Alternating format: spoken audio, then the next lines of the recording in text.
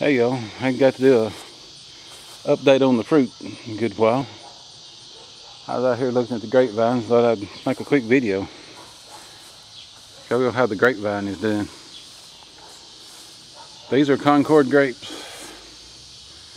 They're little hard purple ones. They don't get real large. But you can see we've got plenty. They are really building up under here.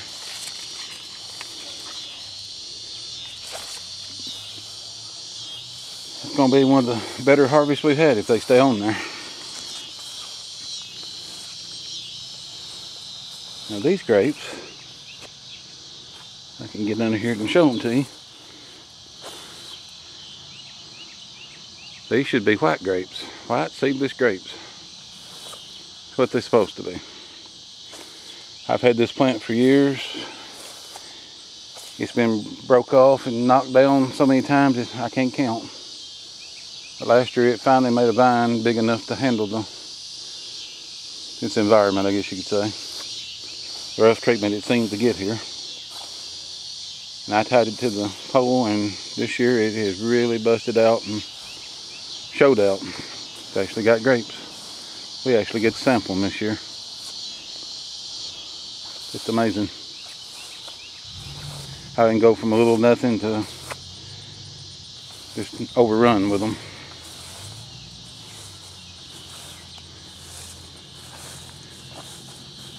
Of course, right next to these is our Muscadine vine.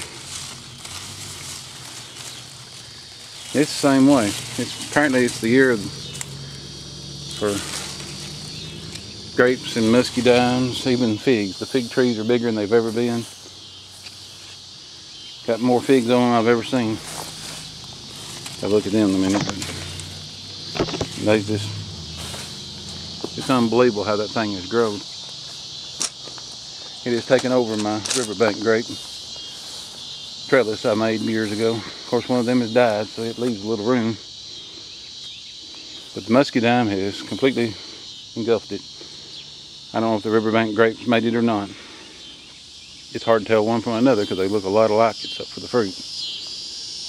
Riverbank grapes are real small. A little bit bigger than a BB, really. About twice the size of a BB.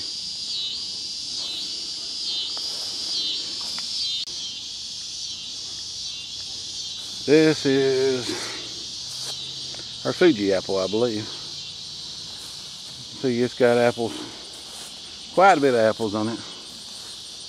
It ain't the most loaded I've seen it, but it's the biggest and best apples I've seen. There's some really nice ones on it this year. Of course, it keeps raining and keeps raining. I don't know if we're going to keep the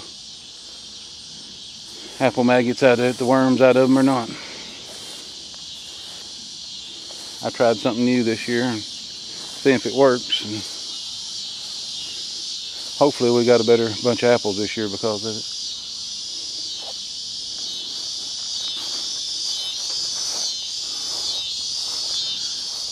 We had to take Miss Cindy to the doctor today, so I didn't get to mow like I wanted to.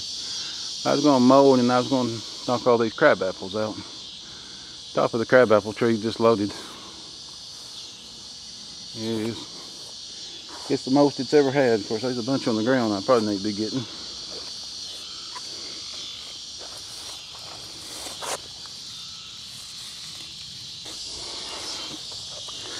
Now these are, I believe, a Dongo crab apple.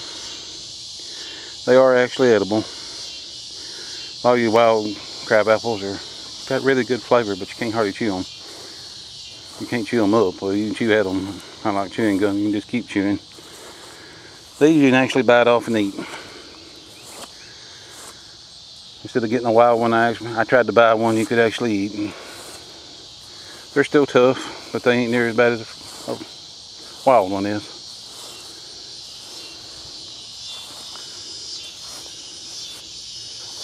These are the pink grapes. I actually have a pot of grapes there. This will be the first year for these too. I put them out and every year something would happen to them. There's a pod right there. I thought I'd lost all these on this side, but I have to say, establishing the grapevines in the last few years has been hard for some reason. These three has been a pain. So I've got a Concord, a seedless white, and 2 seedless pink grapes, I believe. My old pear tree it always blooms, it don't never put a pear on. So I bought it a mate. But the little mate out, it's done really well. It actually had 1 pear on it, which it turned bad, but that's alright. It actually produced a pear. That means these two are either working together or this one is self-pollinating.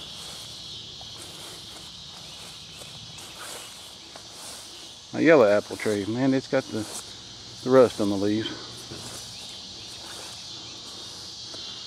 But it's got a bunch of apples too.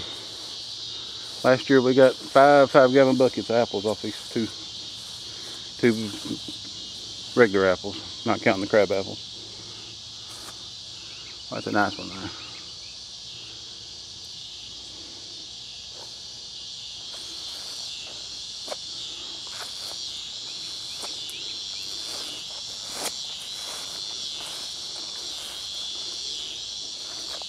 This is a hybrid peach. Come from Gurney's. They said it was actually a good orchard peach. Supposed to produce lots of good peaches. I forgot what they call them. They're not the tear-shaped. They're more of a round, flat peach, I think it was called. I think it was actually called a flat peach. I'm stepping on peaches. This one aborted them again this year. This is like the 3rd year. He's tried to produce and it always aborts. They fall off when they're little. At least I haven't found one on here. It had several starting out. Now this peach tree, for the lack of memory, I can't come up with what kind of peach it was. It has been loaded with peaches. They're slowly falling off. Something's happening to them. Probably not going to get that many of them. They're getting close to being ripe, and some of them's rotting on the tree itself. Or if we've got some crazy rain, crazy weather.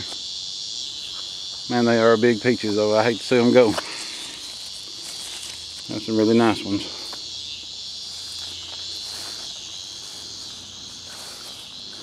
This is the same kind of peach, Alberta Peach, I believe. For a little tree, it is just covered up. Of course, they're falling off too. They're starting to turn, things is happening, but apparently not at the right time.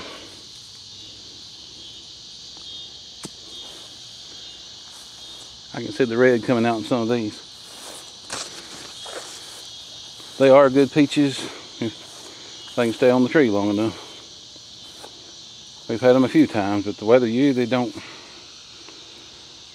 let us have them. Of course, I'm under our black mulberry. It didn't do very good this year. This is the Bevel Georgia. It's got peaches all over it. They are rough. First time it's really put on a lot of peaches. It had a couple last year it aborted, but this year it's got several. They seem to be rotting on the tree too. Worms, I'd say.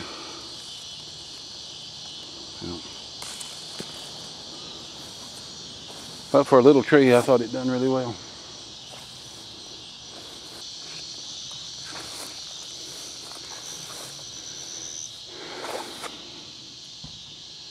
These are the Olympian or Olympia figs. I've seen it wrote both ways. Not sure which one is which anymore. Most years they die off, go completely to the ground. Everything's dead and it starts over ground level. This year the limbs didn't, or last year the limbs didn't die in the cold weather. Even that Arctic blast we got didn't kill it. And the limbs was able to start over, already extended, which, you know, some of them didn't make it, but like this one and this one. This dark color, that's last year's limb. They're really dark, that's last year's limbs. Like this one, about half of it died, but the top half is dead. I was stepping on something, I had to look. But it's covered with figs this year because the figs was able to come on early. So the tree didn't have to grow. It already had 3 or 4 feet to start with. Hopefully we'll get figs like we did last year. I got several gallons last year. I think I got 4 gallons of figs. You can see these are the same way. There's some dead stuff in the top, but at least it didn't have to start at ground zero again. It's going to be a good year for fruit, looks like. Even with the bug pressure and the disease and stuff that comes from all the extra rain, I believe we're still going to do good. Now the blackberries has done really well this year. We're starting over, but I think we've done good. We put mulch and plastic down a couple years ago, and there was something in the mulch or